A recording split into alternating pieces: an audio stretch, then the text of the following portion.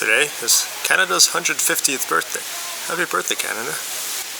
In today's topic, I want to talk about why people choose to become pilots.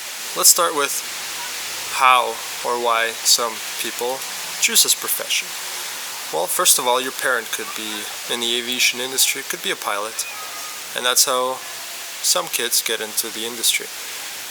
They start flying from an early age, either with their parents, or their parents buy a small aircraft, and people just start building their hours, getting the flight experience, and then they decide to continue to pursue that as a profession. For myself, as an example,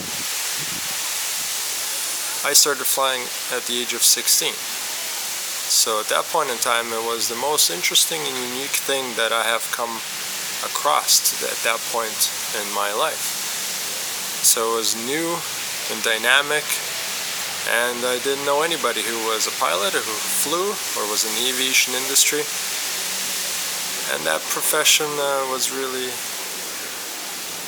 unique. Some people choose it as a second or third career. They started going to school for something they might or might not have initially enjoyed or wanted to do, and they wanted a change in their life, and this is an exciting profession that they wanted to try. Some people start flying as a hobby. They get their private pilot's license, and they continue flying, and they figure out that it's a really fun and exciting profession, so they want to continue doing that. They get their commercial license, and eventually they do it as their career. So this is some of the reasons why people become pilots, but I think the main reason is because it's addicting. You see, flying is like a drug. Once you get a taste for it, you're hooked for life. Primarily because it's such a unique and dynamic profession that it's constantly changing every single day, from weather to the destinations you fly, to the guests that you fly. It's a very changing and evolving day. So every time you wake up, you go to work, you don't know what you're going to expect. And for myself, that is why I chose that profession. Not only because I was 16 years old, and that was the coolest thing that I've come across up to that point in my life, but it's because the scenery, it's amazing.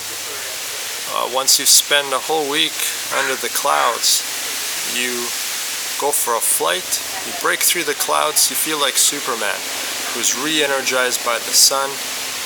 You have so much energy and you just feel on top of the world, literally.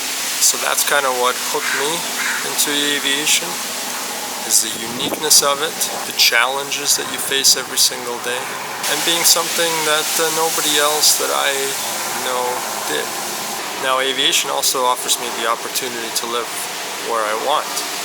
For example, I live in Vancouver, but a lot of my flying is done out of Calgary into the prairies. So my commute to Calgary is very comparable to the same commute that you would do sitting in traffic or rush hour on your daily commute to the office or wherever you work. The rest of the vlog, I'm going to share with you some of the Canada's 150th birthday celebrations. We're going to be in Steveston in Richmond, where it's the 72nd annual Salmon Festival. It's a little bit windy today, so hopefully the footage turns out. I haven't invested into a professional microphone yet, so we'll see how the mic of the Sony X3000 performs. Alright, so off we go to the festivities. Let's go. Sorry, now we're walking over to the parade that's going on in Steveston. Luna. That is Luna. They're expecting about 80,000 people in Steveston today.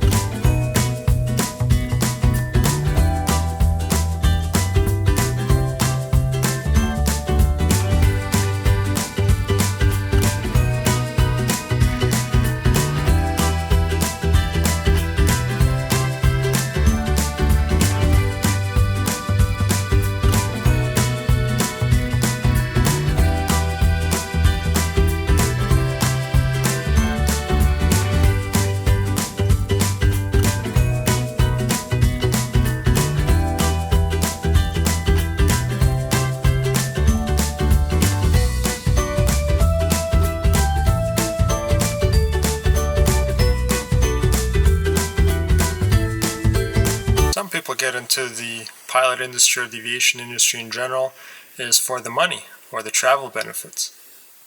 We'll talk about that a little bit more, but first I'll introduce my wife Heather. We're off to our prenatal appointment, and this is baby number 1.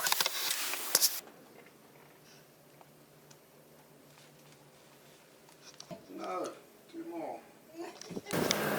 Let's finish our conversation from earlier. If you're getting into it for the money, let me tell you, it's a very long road to success. It's going to take you about 10 to 15 years before you actually start seeing significant increases in pay. Reason being, when you're starting out, you have to build your experience. You're going to have to switch companies relatively frequently. And by the time you reach the airlines, that's about how long it takes. And that's when you can start to really make significant income. So if you're getting into it because it's a fun profession, you think you're going to make a lot of money right away, that is not the case. If you're thinking about getting into aviation because of the travel benefits, once again, it's a long road. The travel benefits start when you get hired by an airline. The smaller companies don't have such benefits. Plus you're living in smaller remote towns where there's usually no air service and you have to drive. So if you're thinking about getting into the aviation industry or becoming a pilot strictly for the flight benefits or the travel benefits, think again. If you want to be a pilot just so you can pick up girls, don't be that guy. Get a dog instead.